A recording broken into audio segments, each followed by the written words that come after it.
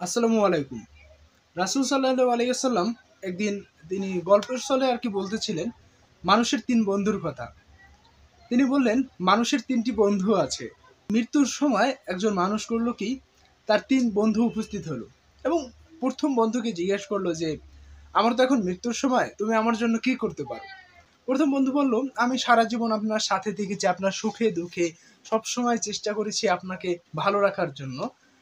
তবে এই মৃত্যুর এই কঠিন মুহূর্তে আমি আপনার জন্য কিছুই করতে পারবো না। আমার কিছুই করার নেই। আপনাকে রক্ষা করার কোনো ক্ষমতাই আমার নেই। এটা আরকি বলল ১ম বন্ধু। এরপরে ওই ব্যক্তি ২য় বন্ধুর কাছে জিজ্ঞেস করল যে, "মৃত্যুর এই মুহূর্তে তুমি আমার জন্য কি করতে পারো?" ওই বন্ধু বলল যে, "আমি আপনার জন্য এই মৃত্যুর কঠিন মুহূর্তে কিছুই করতে পারবো না। মৃত্যুর এই কঠিন মুহূর্তে আপনাকে রক্ষা করার কোনো ক্ষমতাই আমার নেই। তবে আপনার মৃত্যুর পরে আপনাকে সুন্দরভাবে গোসল করিয়ে, উত্তম কাপড় পরিয়ে, আতর গোলাপ সজ্জিত করে আপনাকে দাফন করে আসতে পারবো এবং মাঝে, মাঝে আপনার কবরে গিয়ে ফুল দিয়ে আসতে পারবো।" এরপরে ওই মানুষটি ৩য় ব্যক্তির কাছেও এই একই প্রশ্ন করল এবং ৩য় ব্যক্তি বলিতে লাগিল যে, "আপনি চিন্তা করিবেন না।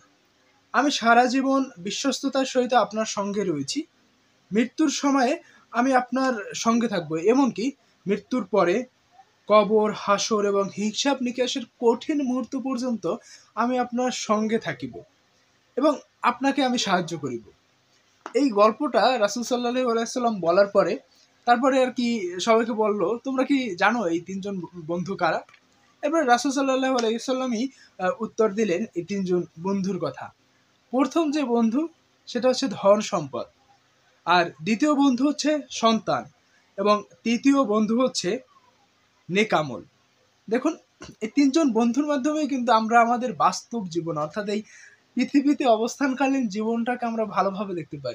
একজন মানুষের সন্তান, তার ধন-সম্পদ, তার আমল এই ৩ টা জিনিসই তো মূল বিষয়, তাই না? দিন শেষে সন্তান দিয়ে আপনি আত্মীয়স্বজন সবকিছু মিল করতে পারেন।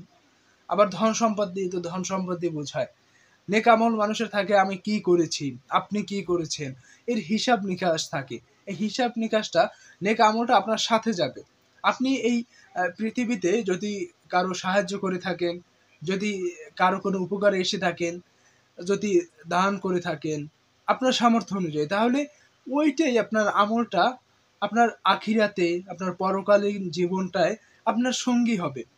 এই পৃথিবীতে ধন-সম্পদ, সন্তান, আত্মীয়স্বজন এবং আপনি যা কিছু বলেন না কোনো কিছুই আপনার সঙ্গী হবে না। কিন্তু নেক আমলের কথা চিন্তা করেন, নেক আমলটা আপনার সঙ্গী হয়ে যাবে কিন্তু। তাই আসুন আমরা আমাদের অবস্থান থেকে আমরা প্রত্যেকে ভালো কাজ করার চেষ্টা করি। আল্লাহ বা সৃষ্টিকর্তার সন্তুষ্টির জন্য আমরা কাজ করি। সেটাই হবে আমাদের এই পৃথিবীর এই অবস্থানকালীন আমাদের জীবনের মূল লক্ষ্য। ওই যে একটা কথা বলে না যে আ ফসল, এই সোনার ফসল আমাদের আখিরাতের যেটা আমরা নিয়ে যাবো ওটা হচ্ছে আমাদের নেক আমল। ওটা সোনার ফসল হিসাবে বিবেচনা করা হয়।